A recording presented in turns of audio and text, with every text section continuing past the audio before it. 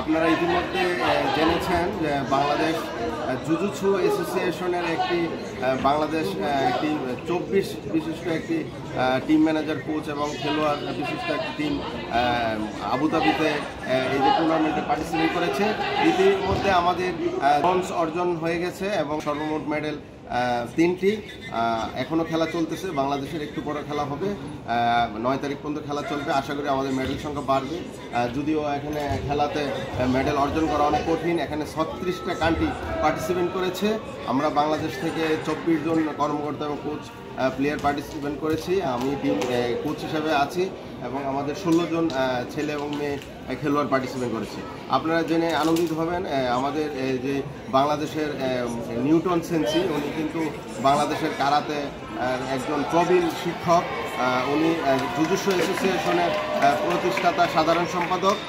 এখন Bangladesh jujutsu association হিসেবে আছে। এটা কিন্তু ওয়ার্ল্ডে পপুলার গেম এবং আপনারা দেখতেই পাচ্ছেন খুবই ব্যয়বহুল গেম এবং এই গেমটি অলিম্পিকে ইভেন্ট হিসেবে সংযুক্ত আছেন। আপনারা আরও জেনে আনন্দিত হবেন যে এই গেমের যে প্রেসিডেন্ট, এশিয়ান জুজুৎসু অ্যাসোসিয়েশন ফেডারেশনের প্রেসিডেন্ট আবুধাবির কিং। আর ওইটার গত যে কালকে যে নির্বাচন হয়েছে সবার সম্মুখে, এটা এশিয়ান জুজুৎসু অ্যাসোসিয়েশনের ফেডারেশনের যে নির্বাচন হয়েছে, এটার কিন্তু আবার সবার সম্মুখে নির্বাচন হয়েছে। এটাতে কিন্তু আবারও কিং পরিবারের সদস্য সাধারণ সম্পাদক নির্বাচিত হয়েছে। আর আমাদের বাংলাদেশের ইতিমধ্যে মেডেল আছে মোট 3টি, ব্রোঞ্জ মেডেল অর্জন হয়েছে।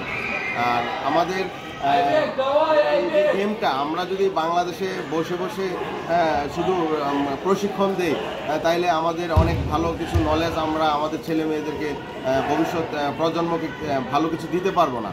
আমাদের বিভিন্ন কান্ট্রিতে আমাদের আসতে হবে, গেমগুলি ভিজিট করতে হবে এবং বিভিন্ন দায়িত্ব নিয়ে আসতে হবে, খেলতে হবে। তাহলে আমরা আমাদের দেশকে ডেভেলপ করতে পারবো।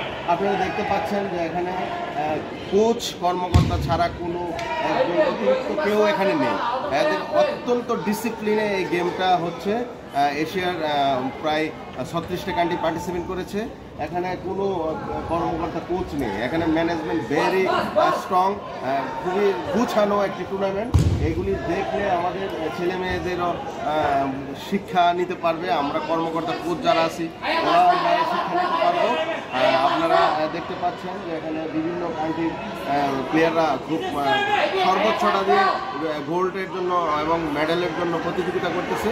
আমরা বাংলাদেশে পিছিয়ে নেই। আমরা বাংলাদেশের খেলোয়াড়রা ইতিমধ্যে আমরা 3টি পদক অর্জন করে ফেলেছি। আমরা এখনও খেলা চলতেছে।